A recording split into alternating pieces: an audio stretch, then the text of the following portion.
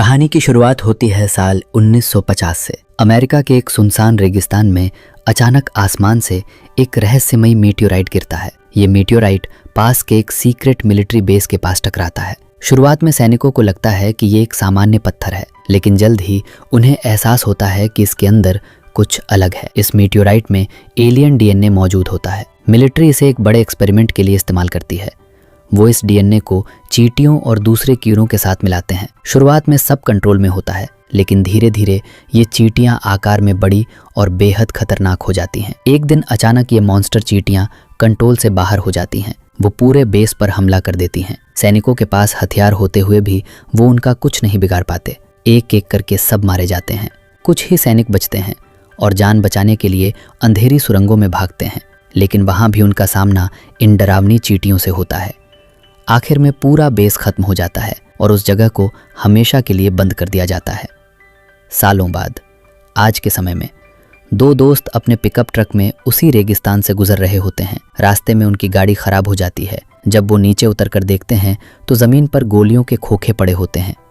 उन्हें शक होता है कि यहाँ कुछ हुआ है, लेकिन तभी उनकी नज़र एक कटा हुआ इंसानी हाथ पर पड़ती है। इससे पहले कि वो कुछ समझ पाते, एक विशाल चींटी उन पर हमला कर देती है और दोनों को मार देती है।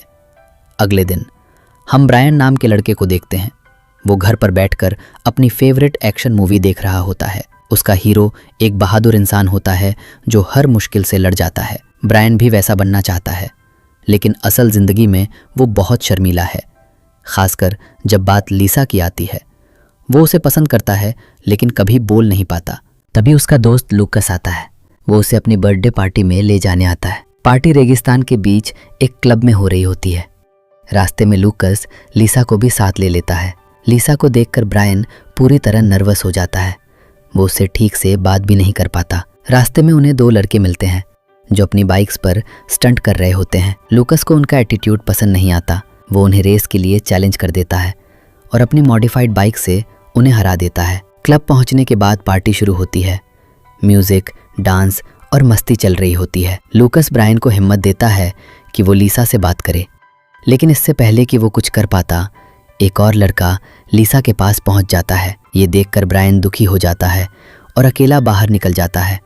वो रेगिस्तान में घूमते घूमते एक गुफा तक पहुंच जाता है। थोड़ी देर बाद लूकस भी उसे ढूंढते हुए वहां आ जाता है। दोनों गुफा के अंदर जाते हैं और दूसरी तरफ निकलते हैं।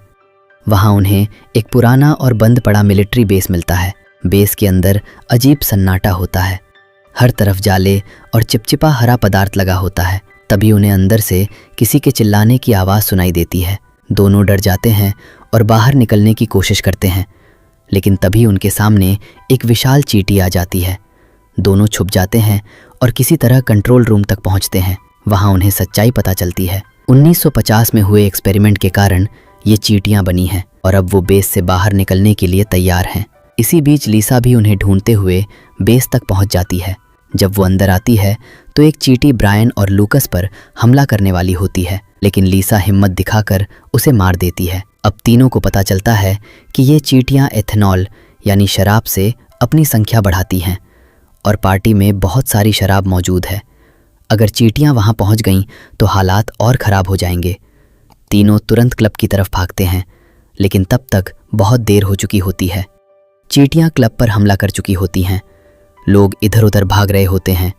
कई लोग मारे जा चुके होते हैं। तीनों किसी तरह वहां से बचकर निकलते हैं, लेकिन तभी एक बड़ी चींटी लीसा को पकड़ कर ले जाती है। ब्रायन टूट जाता है, लेकिन हार नहीं मानता। वो और लूकस उसे बचाने के लिए गुफा में वापस जाते हैं। वहां उन्हें चींटियों के अंडों से भरी एक खतरनाक जगह मिलती है। कई लोग जिंदा फंसे होते हैं। एक रिकॉर्डिंग से उन्हें पता चलता है कि अगर इन अंडों को नहीं रोका गया तो पूरी दुनिया खतरे में पड़ जाएगी। दोनों एक दूसरे बेस तक जाते हैं, जहां उन्हें खास हथियार मिलते हैं। फिर वो वापस आकर लीसा को बचाते हैं। अब तीनों मिलकर आखिरी प्लान बनाते हैं। ब्रायन और लीसा चींटियों को अपने पीछे लगाकर ऑटोमेटिक गन वाले एरिया तक ले जाते हैं। वहाँ ज़्यादातर चींटियाँ खत्म हो जाती हैं, लेकिन रानी अभी जिंदा होती है। आखिरी लड़ाई में ब्रायन और लीसा एक खतरनाक खाई के पास पहुँच जाते हैं। रानी उनका पीछा कर रही होती है। ब्रायन हिम्मत करके बाइक से छलांग लगाता है और दोनों बच जाते हैं। फिर सही मौके पर लीसा रानी पर गोली चलाती है और उसे खत्म कर देती है। उधर लूकस गुफा में आग लगाकर सारे अंडों को नष्ट कर देता है, लेकिन खुद फंस जाता है।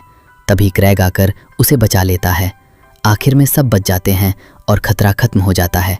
लेकिन अंत में पता चलता है कि बेस के अंदर अभी भी कुछ मॉन्स्टर्स जिंदा हैं। मतलब कहानी अभी खत्म नहीं हुई है। दोस्तों, अगर वीडियो आपको पसंद आया हो तो वीडियो को लाइक और चैनल SY रोमान को सब्सक्राइब ज़रूर करना।